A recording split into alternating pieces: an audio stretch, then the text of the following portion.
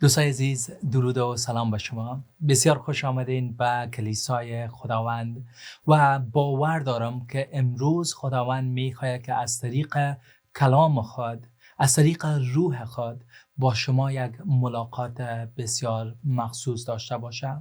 خداوند میخواهد با قلبهای شما صحبت کنه، میخواهد که زندگی و افکار شما را تغییر بده. پس به این خاطر امروز امکان داره مهمترین روز زندگی شما باشه. امروز با خداوند زنده ملاقات کنین. اما امروز همچنان جمعه الصلیب است، به معنی که عیسی مسیح 2000 سال پیش دمی روز جمعه مصلوب شد و میخوایم که از کلام خدا بخوانیم و فقط از شما التماس میکنم، درخواست میکنم که در این چند لحظه که با هم داریم دقیقاً بشنوین که کلام خدا نه تنها چی گفته بلکه برای شما امروز چی میگه. بیاین که اول قرنتیان فصل 1 آیت 22 تا 24 بخوانیم. یهودیان خواستار معجزات هستند و یونانیان دانش و حکمت را دنبال میکنند، اما ما مسیح مصلوب شده را اعلام میکنیم، اگرچه این موضوع برای یهودیان سبب لغزش و رنجش و برای دیگران پوچ و بی‌معنا است، اما برای کسانی که خدا آنها را دعوت کرده است، خواه یهود خواه یونانی، مسیح قدرت خدا و حکمت او است. چقدر جالب کلام خداوند بر ما در مورد 3 نوع مردم صحبت میکنه. ما پیروای عیسی مسیح وقتی که درباره مصلوب شدن عیسی مسیح فکر میکنیم، امی کلام بر ما نشان میده قلبهای اشخاص مختلفه. اول یهودیا.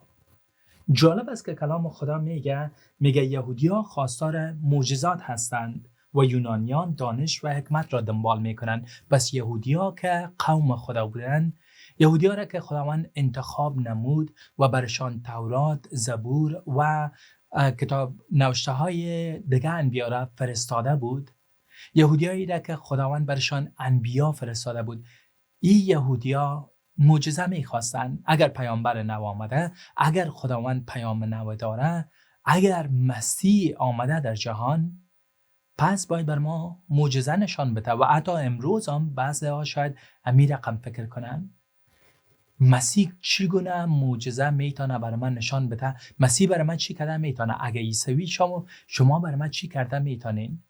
اگر مسیح معجزه‌ای کرده میتونه، اگر شما بر من یک کار کرده میتونین، او وقت من این پیام را که شما میتین قبول میکنم. و یونانیا که اهل فهم و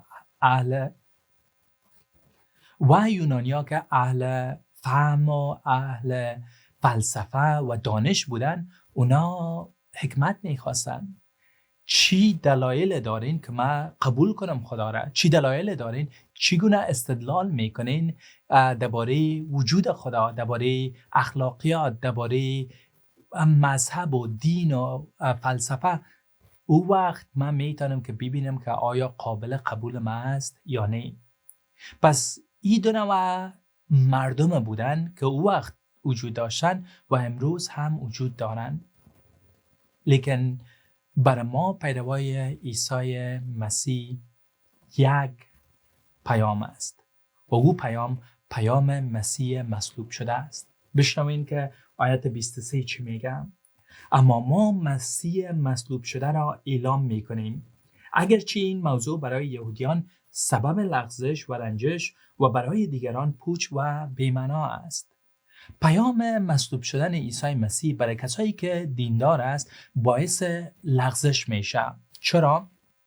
خب برای بسیاری یهودیا و حتی مسلمانای عزیز، اگر خداوند کسی را با عنوان مسیح فرستاده، اگر عیسی مسیح واقعا مسیح است، انتخاب شده است برای یک کار مشخص، مسیح چگونه میتونست رنج بکشه؟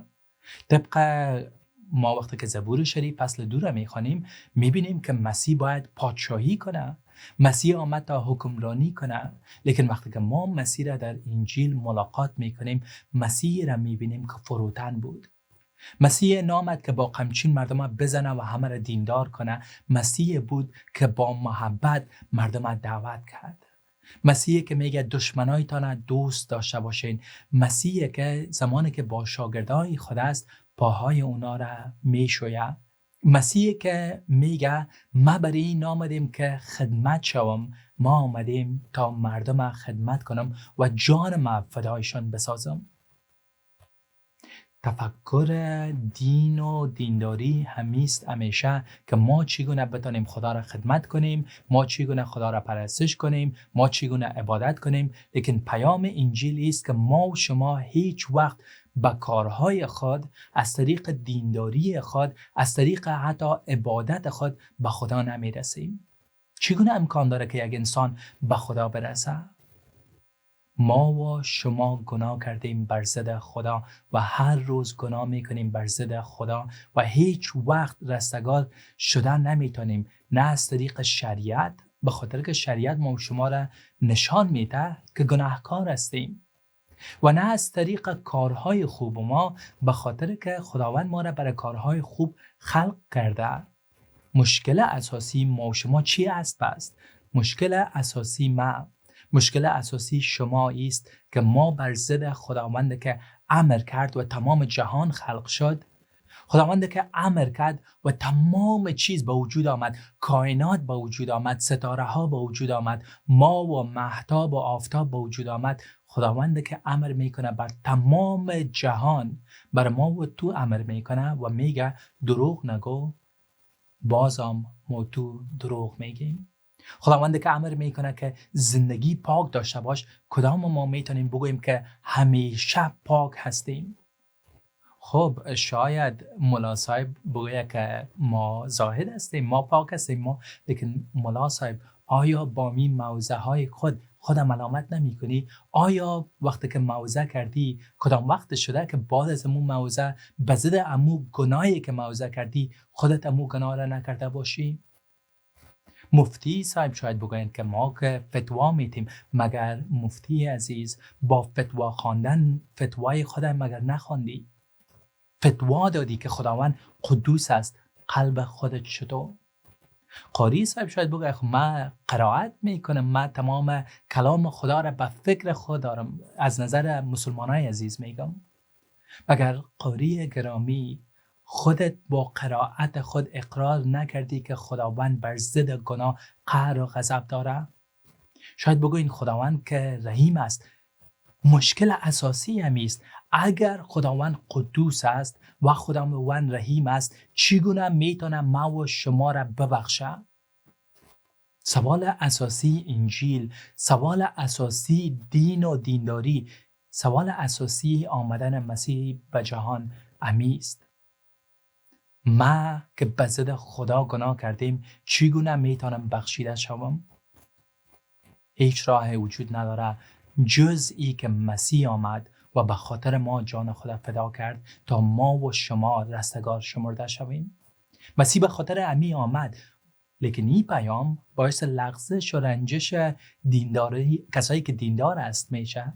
اونا میخواین که خود نجات بتن، اونا به دیگران ضرورت ندارن، اونا قدر خود پاک فکر میکنن که از اونا که دیگه در جهان کسی پاک وجود نداره.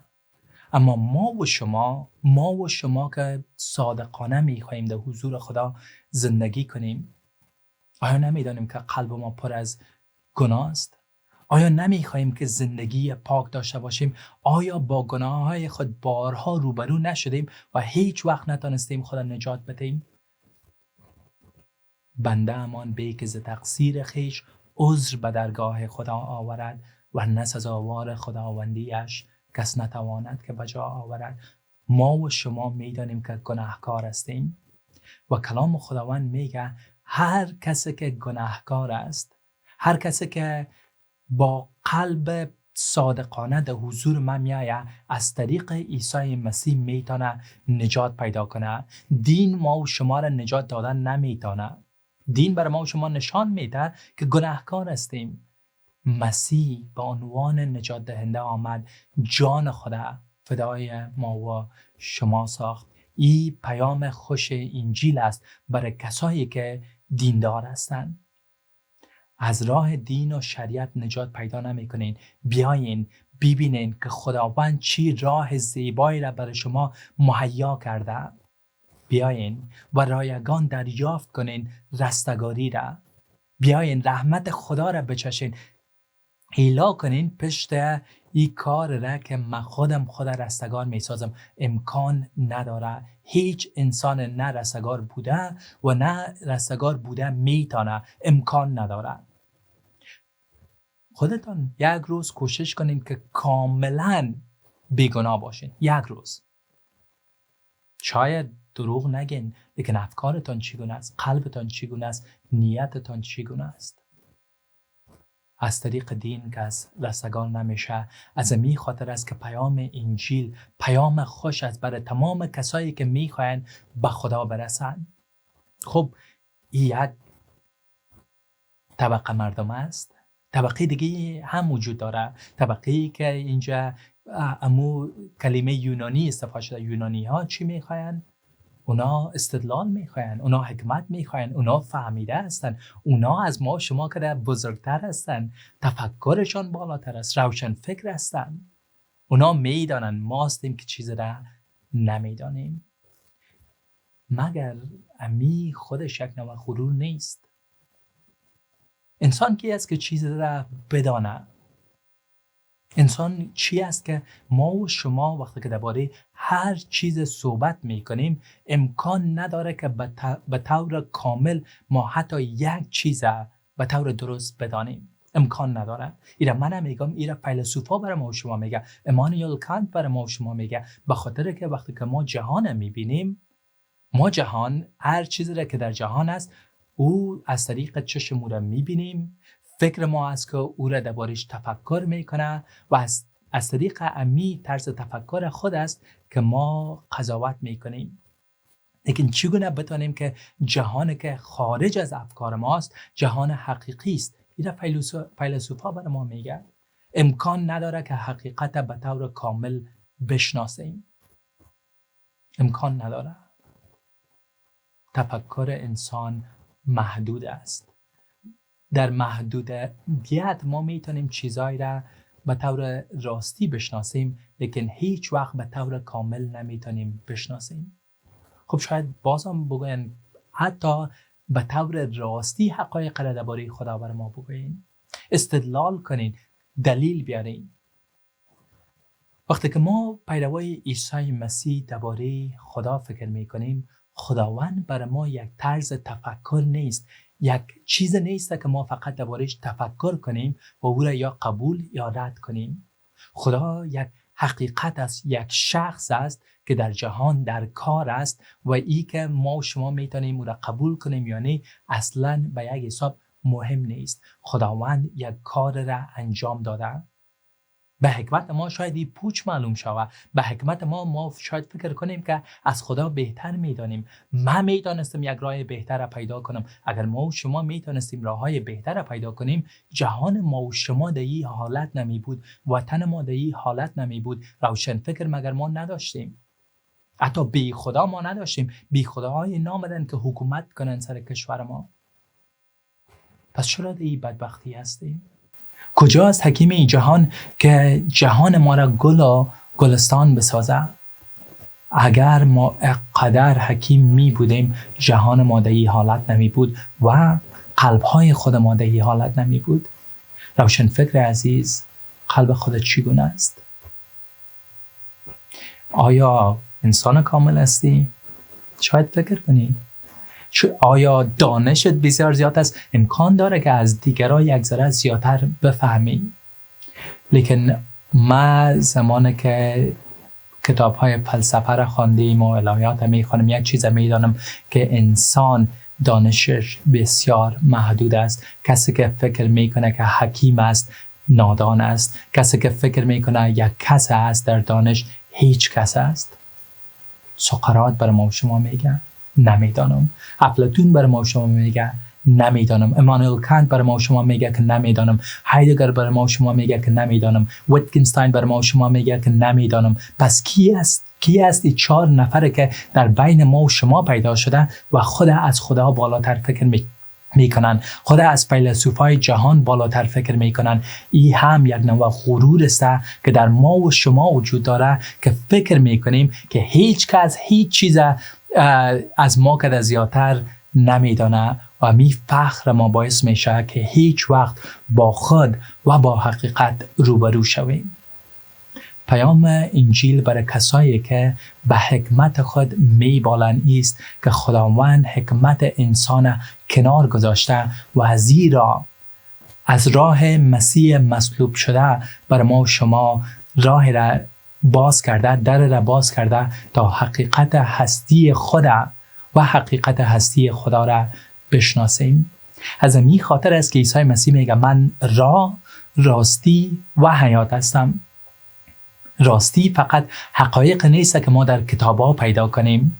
راستی فقط حقایق نیست که درباره از او تفکر کنیم. شخص به نام عیسی مسیح که آمد و او را راستی و حیات بود و با شناخت و ارتباط با مسیح ما و شما میتونیم به حقیقت برسیم. لیکن حقیقت چیست؟ حقیقت است که ما و شما انسان‌ها که به حکمت خود میبالیم، که به دینداری خود فخر میکنیم، ما عموم مسیح را مصلوب کردیم. و اگر امروز هم می بود همی کسایی که دیندار هستند، همی کسایی که خدا حکیم میدانند، بازم مسیح مصلوب میکردند، چون حکمت انسان نادانی است و دینداری انسان بر ضد خداست. از می خاطر است که پیام انجیل پیام خوش است، به خاطر که پیام انجیل پیام نیست که از انسان به وجود آمده باشه، بلکه پیام است که خدا خودش جهان اقدر محبت نمود که عیسی مسیح را فرستاد تا هر کی به او ایمان بیاره نجات پیدا میکنه.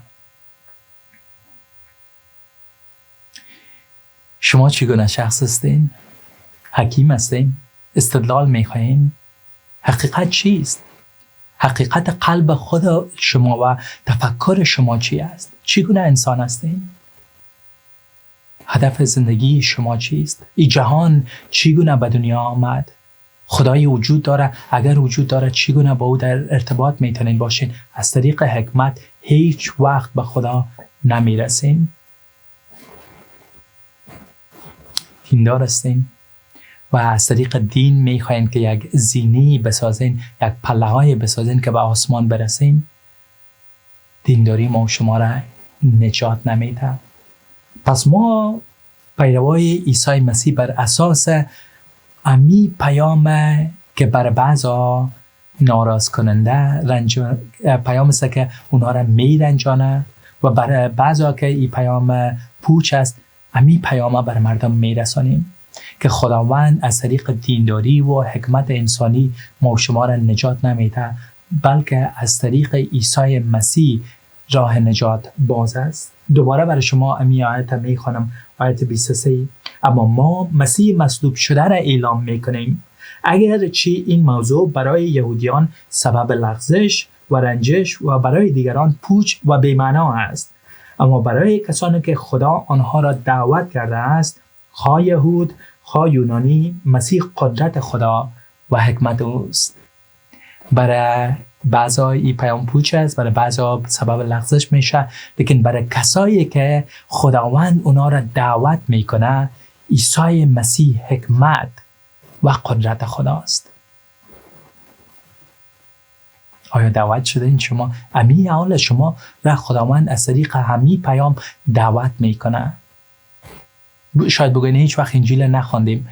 امکان داره که نخوانده باشین، لیکن امروز پیام انجیل شنیدین. پیام انجیلی است که ما و تو گناهکار هستیم، بر ضد خدا گناه کردیم، هیچ راه رستگاری وجود نداره. از طریق قدرت انسان خداوند رحمت خدا نشان داد، فیض خدا نشان داد، از طریق مسیح که به خاطر ما و شما مجازات شد و رنج کشید و مصلوب شد، در صلیب به دستهایش و پایهایش میخ زدن و این میخای بزرگی که توسط انسانها به دستهای او کوبیده شد مثل یک رد برق بود که پوست او را سوراخ کرد و قلب او را شکستاند. انسان بر ضد خدا، بر ضد مسیح و خیست، اما خداوند اقدر رحیم است که درد و رنج ما و شما را به خود گرفت تا ما و شما از طریق فداکاری از اون نجات پیدا کنیم.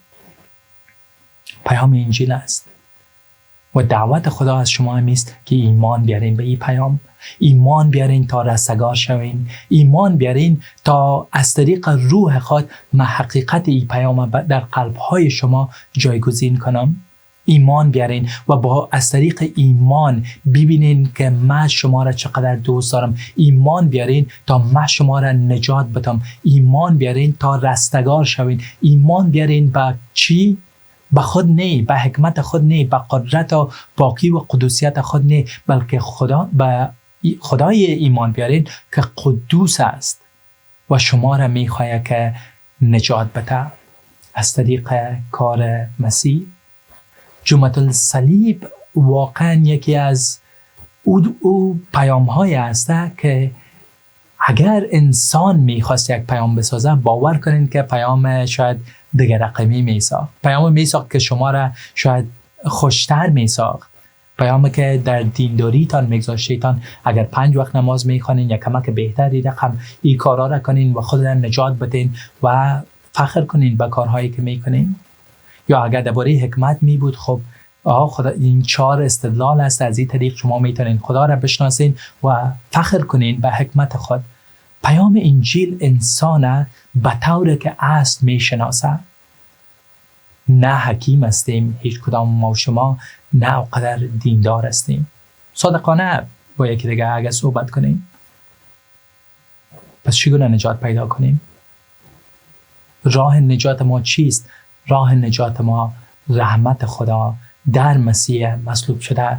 پس افغانستان عزیز، افغانستانی که شما را واقعا با تمام قلب دوست دارم و هر روز پشت شما دقیقیت در قلبم وجود داره.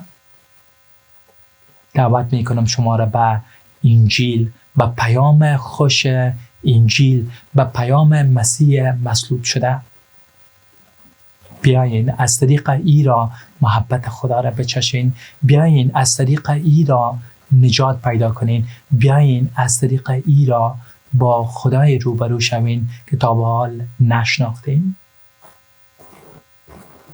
راه نجات فقط از طریق عیسی مسیح است. آیا بشناسین او را؟ دعوت میکنم بتان که انجیل شریف بخوانین. دعوت میکنم بتان که با خواندن انجیل شریف روبرو شوین با مسیح که قدر شما را محبت نمود که جان خدا فدایتان ساخت. امید بر افغانستان از طریق همی پیام است. پس دعای ما برای شما چی است؟